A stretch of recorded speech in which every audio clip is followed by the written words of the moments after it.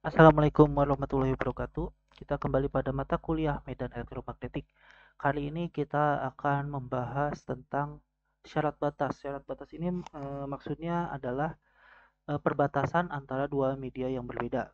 Sebelumnya kita membahas tentang eh, apa yang terjadi pada medan listrik maupun medan magnet pada saat dia ditransmisikan atau merambat pada suatu media tertentu. Nah, biasanya secara nyata bahwa beberapa kasus perambatannya itu tidak berada pada satu media. Jadi bisa saja dari sebelumnya udara ke dielektrik, udara ke konduktor, atau mungkin dari dielektrik ke konduktor. Nah, apa yang terjadi pada bagian atau daerah batas antara kedua media tersebut?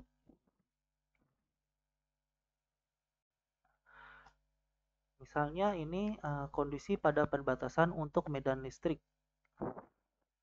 Nah, jadi ini terdapat dua region, region satu dan region 2. Region satu misalnya bisa saja udara, region 2 di elektrik, konduktor, dan lain sebagainya.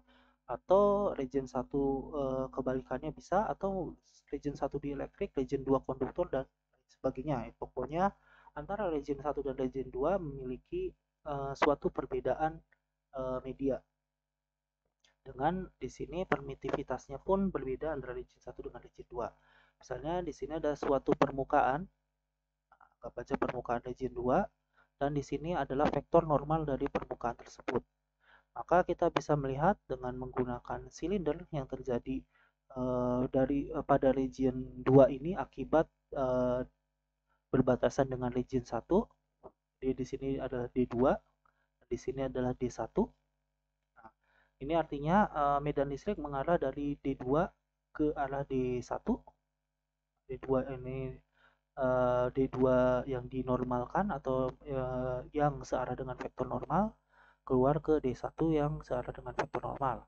Maka dengan menggunakan hukum Gauss untuk medan listrik kita dapatkan bahwa D.S atau uh, total flux medan listrik pada DS di sini itu akan sama jumlahnya sama dengan total muatan pada volume region tersebut.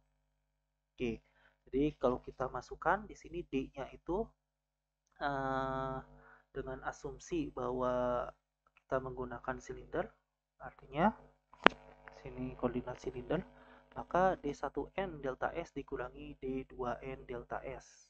Karena ini kita mengambil suatu daerah yang sangat kecil atau luas silinder tersebut sangat kecil. Nah, dan sebelah kanannya rho V dikalikan dengan delta S, yaitu permukaan sangat kecil tersebut dikalikan delta H. Jika tinggi silinder sangat kecil, maka kita bisa menentukannya seperti ini. Dengan delta H menuju 0 atau sangat kecil menjadi rho V. Rho V adalah volumenya menjadi rho S. Karena dianggap tidak ada bagian ketinggian. Jadi besarnya adalah muatan rapat muatan yang berada pada permukaan tersebut dikalikan dengan luas muatan yang sangat kecil tersebut. Maka di sini kalau kita ubah di sini persamaannya menjadi seperti ini. Maka perbedaan atau selisih antara flux medan listrik yang berada pada region 1 dan berada pada region 2 yang mengarah pada vektor normal besarnya adalah rho S atau muatan rapat muatan permukaan yang berada pada region 2 tersebut. Untuk kasus daerah 1 dan daerah 2 adalah dielektrik sempurna, di sini maka rho S-nya akan sama dengan 0. Karena pada dielektrik sempurna tidak ada muatan bebas, yang artinya D-nya itu akan bersifat kontinu. D1 akan sama dengan D2. Seperti itu. Nah, tapi kalau untuk kasus daerah 1 adalah dielektrik sempurna, yang di sebelah atas, dan daerah 2 adalah konduktor yang baik, maka besarnya D2 akan mendekati 0. Sehingga ND1 akan sama dengan rho S-nya saja. Seperti itu besarnya. Jadi satu yang mengarah ke arah vektor normal akan sebanding dengan rho S. Itu yang akan terjadi. Nah, berikutnya apa yang terjadi pada kondisi perbatasan untuk medan listrik komponen tangensial. Nah, ini adalah medan listriknya. Jadi kita melihat ini misalnya region 2. Ini adalah region 1. Medan listrik 2 dan medan listrik pada region 1. Kita akan menggunakan hukum Faraday di sini. Jadi kalau yang sebelumnya adalah komponen yang searah dengan vektor normalnya, yaitu yang ke arah atas, kali ini adalah yang searah dengan bidangnya, jadi pada permukaan, yang menjalar pada permukaan atau komponen tangensial. Sini kita gunakan hukum Faraday, E.dl min D per dot B dot S. Jadi untuk E-nya sendiri itu adalah E2 yang mengarah ke arah tangensial atau searah dengan permukaan dikurangi dengan E1 dikalikan dengan delta L masing-masing delta L sini. Jadi kita asumsikan di sini ada E2T yang secara tangensial dan di sini ada E1T tangensial. B-nya sendiri adalah ini kita melihat dari luasnya H dikalikan delta H dikalikan dengan delta L. Kalau delta H-nya jadi ketinggian bagian kontorsinya ini delta H ini sangat kecil, maka kita bisa mendekatinya menjadi bentuk seperti ini, yaitu adalah besarnya 0. Seperti itu karena delta H-nya mendekati nilai yang sangat kecil. Di sini kita bisa melihat karena bagian sebelah kanan adalah 0, maka E1 yang mengarah ke arah tangensial itu akan sebanding dengan E2 yang mengarah ke arah tangensial. Sehingga N cross E1 min E2 akan sama dengan 0. Nah, di sini menggunakan cross ya, cross product. Karena dia tegak lurus dengan N-nya. Berbeda dengan yang sebelumnya menggunakan dot karena dia ingin searah dengan arah N-nya. Kondisi pada perbatasan untuk medan magnet. Kali ini kita akan membahas tentang medan magnet yang komponennya ke arah normal, artinya ke arah vektor normal dari permukaan 2 ini. Kita menggunakan hukum Gauss untuk medan magnet bahwa B.ds akan sama dengan 0.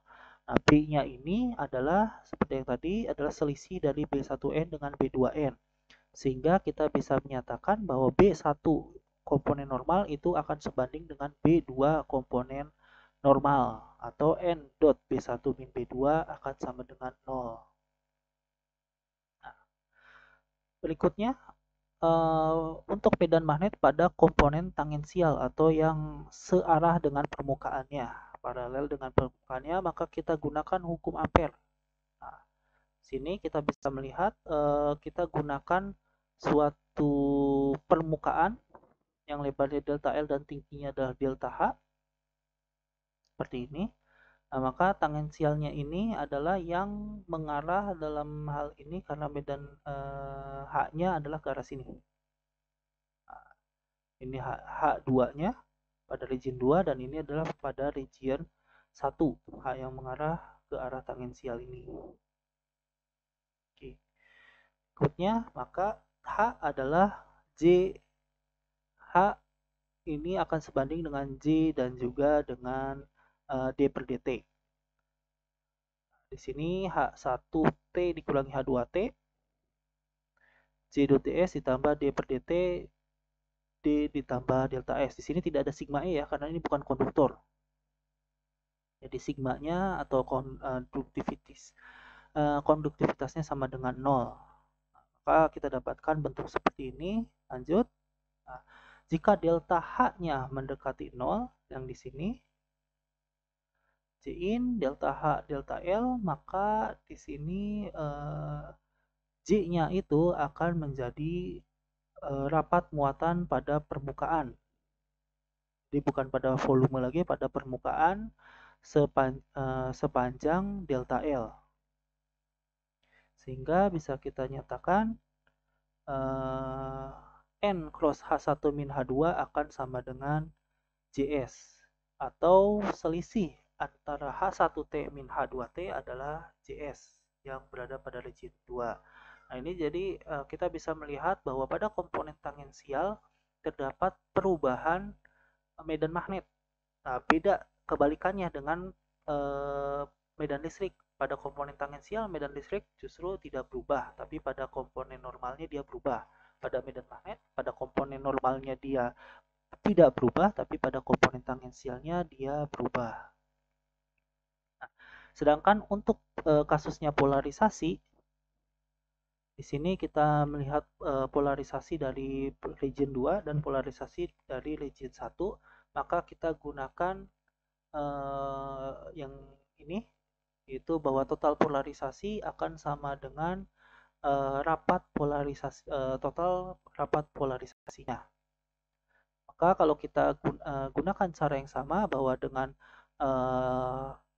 luas permukaan silinder yang sangat kecil, kita bisa menyatakan jadi selisih antara P1 dengan P2 yang mengarah ke arah normal, dan rho polarisasinya dikalikan dengan delta S dan delta H. Sekali lagi, delta H-nya kita anggap tinggi silindernya sangat kecil, sehingga rho polarisasinya ini berubah menjadi rho polarisasi permukaan, bukan lagi volume, dikalikan dengan permukaannya yaitu delta S, sehingga besarnya adalah P1N min P2N sama dengan rho P pada permukaan region 2 tersebut. Artinya di sini terdapat perubahan polarisasi, atau N dot P1 min P2 sama dengan min rho PS. Nah, untuk kasus magnetisasi di sini yaitu magnetisasi M, kita melihat curl M sama dengan J, dan total M itu akan sama dengan total J-nya. Kita melihat dengan cara yang sama, dengan delta H-nya mendekati 0, maka J-nya ini menjadi J permukaan, bukan lagi J volume. Kemudian J permukaan ini dikalikan delta L, sehingga selisih antara magnetisasi 1 dan magnetisasi 2 yang mengarah secara tangensial adalah JMSN sini, atau sebanding dengan rapat muatannya, rapat muatan permukaan. Oke, kita lihat atau N cross M1 min M2 sama dengan JMS. Nah, itu yang tangensial ya untuk magnetisasi. Oke, demikian materinya. Makasih atas perhatiannya. Kita ketemu pada materi berikutnya.